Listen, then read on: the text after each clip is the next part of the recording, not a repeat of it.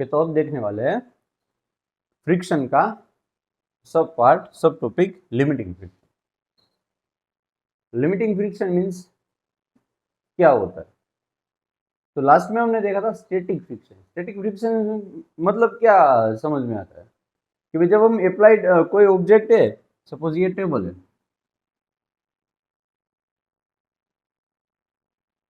ये टेबल की सरफेस है, इस टेबल की सरफेस के ऊपर कोई ऑब्जेक्ट को रख देते हैं,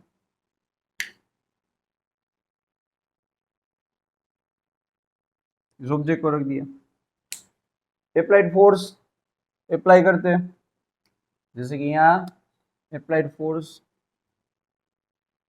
एफ ए अप्लाई किया, ऑब्जेक्ट को हमने खींचने की ट्राई की, पुल करने की ट्राई की, बट ऑब्जेक्ट खींचा नहीं गया। ओके, यानी यहाँ से आगे नहीं बढ़ा। क्यों नहीं बढ़ा? क्योंकि जितना फोर्स यहाँ से दिया था उतना ही फोर्स यहाँ पे क्रिएट हो रहा था, उतना ही फोर्स ऑपोजिट डायरेक्शन में क्रिएट हो रहा था। Okay, so object is in a balance condition, object is in a balance condition.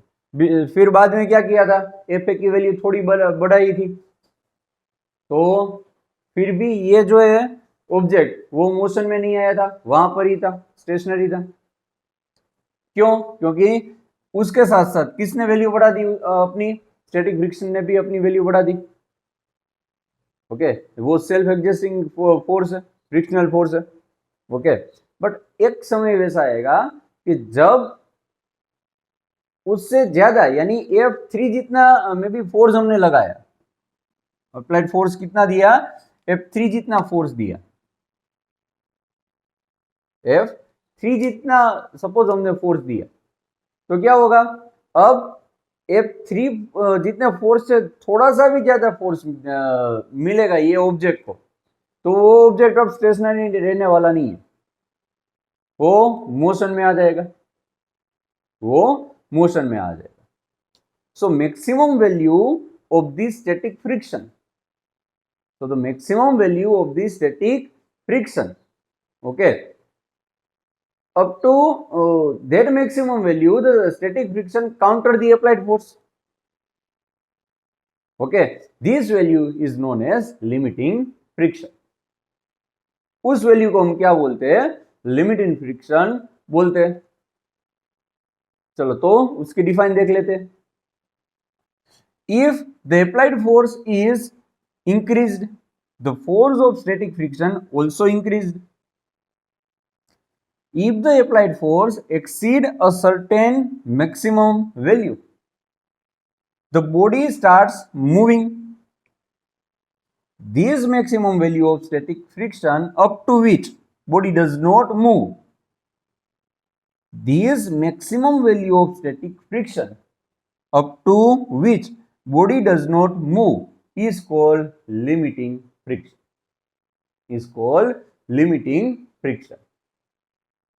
Okay, अब ये जो लिमिटिंग फ्रिक्शन है, ये जो लिमिटिंग फ्रिक्शन है, उसकी वैल्यू किस पे डिपेंडेंट है? तो भाई नॉर्मल फोर्स पे डिपेंडेंट है। चलो नॉर्मल फोर्स होता क्या है वो देख लेते हैं। तो क्या भाई, जब ऑब्जेक्ट को इस टेबल पे रखा तो उस ऑब्जेक्ट पर mg जितना डाउनवर्ड डायरेक्शन में फोर्स लगेगा, और उतना ही फोर्स ये जो टेबल की सरफेस है, यानी mg जितना फोर्स डाउनवर्ड डायरेक्शन में कौन लगा रहा है, ये object. From the Newton third law we can say that the surface also apply the same force on the object and which is known as normal force, और उसको हम क्या बोलते हैं, नॉर्मल फोर्स बोलते हैं। ओके, तो force occur in a pair, Newton third law, तो जब इतना फोर्स डाउनवर्ड डायरेक्शन में लगता है तो ये सरफेस है टेबल की, वो उस ऑब्जेक्ट पे एग्जैक्टली 90 डिग्री पे फोर्स लगाएगा, उसे हमने नॉर्मल फोर्स किया है।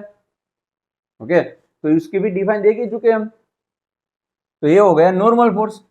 तो ये जो स्टैटिक फ्रिक्शन है, सॉरी लिमिटिंग फ्रिक्शन है, ये जो लिमिटिंग फ्रिक्शन है उसकी वैल्यू किस पे डिपेंडेंट है, is directly proportional to the normal force. The value of the limiting friction is directly proportional to the normal force और रिएक्शन फोर्स।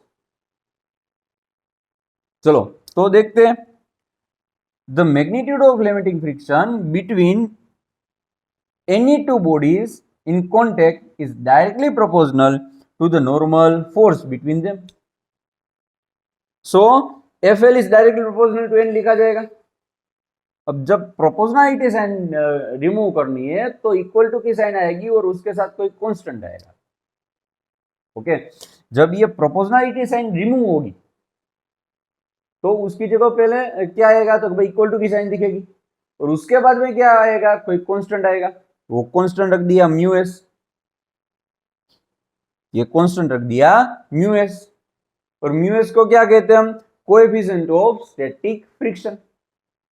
म्यू एस को क्या बुलाते हैं हम, कोएफिशिएंट ऑफ स्टैटिक फ्रिक्शन। चलो तो सपोज यहां से हम म्यू एस को सब्जेक्ट में जाने दे तो इस तरह से लिख सकते हैं ना, F L upon N is equal to mu S. तो यहां से हम म्यू एस की डिफाइन दे सकते हैं, the ratio of the limiting friction to the normal force gives the coefficient of static friction. The ratio of the limiting friction to the normal force gives the coefficient of static friction. चलो अब उसका unit कौन सा होगा, इसका unit कौन सा होगा, ऊपर भी फोर्स है नीचे भी फोर्स है, तो ये जो म्यू एस है उसकी डिफाइन हम किस तरह से दे सकते हैं, देखो the ratio of the limiting friction to the normal force which gives the value of the coefficient of static friction, the coefficient of static friction। तो ये coefficient of static friction है, उसकी वैल्यू कौन सी होगी, उसका यूनिट कौन सा होगा, तो भाई ऊपर भी फोर्स है नीचे भी फोर्स है, तो ऊपर न्यूटन आ गया नीचे न्यूटन आ गया, Newton Newton cancel, Newton Newton क्या होगा, कैंसिल हो जाएगा, तो यूनिटलेस हो जाएगा। चलो तो उसकी बात कर लेते हैं, the coefficient of static friction mu s is called coefficient of static friction and is defined as the ratio of the force of limiting friction and normal reaction. So mu s is equal to fl upon n and it has no unit, उसको कोई unit नहीं है। so उसका dimensional formula कैसा हो जाएगा, m raised to 0 L raised to 0 and T raised to 0। तो dimensional formula भी वैसी उस तरीके से आपको मिलेगा। चलो अब लिमिटिंग फ्रिक्शन की डायरेक्शन कौन सी होगी, ये जो लिमिटिंग फ्रिक्शन है उसकी डायरेक्शन कौन सी होगी, अप्लाइड फोर्स की ऑपोजिट डायरेक्शन। अप्लाइड फोर्स की जो ऑपोजिट डायरेक्शन होगी वो लिमिटिंग फ्रिक्शन की डायरेक्शन हो जाएगी। The direction of the force of limiting friction is always opposite to the direction in which one body is at the verge of moving over the other। verge of means just अब start होने ही वाला है, अब वो object motion की शुरुआत यानी start करने ही वाला है। ओके, उस तरीके से उसका मीनिंग होता है, यानी अप्लाइड फोर्स की ऑपोजिट डायरेक्शन में, जहां अप्लाइड फोर्स होगा उसी डायरेक्शन में वो मोशन करने वाला है। तो वैसे भी बोल सकते हैं ना कि भाई अप्लाइड फोर्स की ऑपोजिट डायरेक्शन में कौन सा जो ये लिमिटिंग फ्रिक्शन है उसकी डायरेक्शन मिलती है। चलो म्यू एस की वैल्यू किस पे डिपेंडेंट है वो देखते हैं। तो भाई म्यू एस की वैल्यू उसकी कंडीशन पे डिपेंड है, यानी ये जो ऑब्जेक्ट और जो सरफेस है वो ड्राई है या वेट है, पॉलिश है या नॉन पॉलिश है। ओके, उस तरह की कंडीशन पे डिपेंडेंट है और उसके अपेरेंट एरिया पे डिपेंडेंट नहीं है, अपेरेंट एरिया पे डिपेंडेंट नहीं है। चलो तो देखते हैं वो भी। The value of mu S depends on material and nature of surface in contact, that means whether dry और वेट, स्मूथ और रफ, एंड लास्ट पॉलिश और नॉन पॉलिश। यहां से आपको एमसीक्यू मिल जाएगा।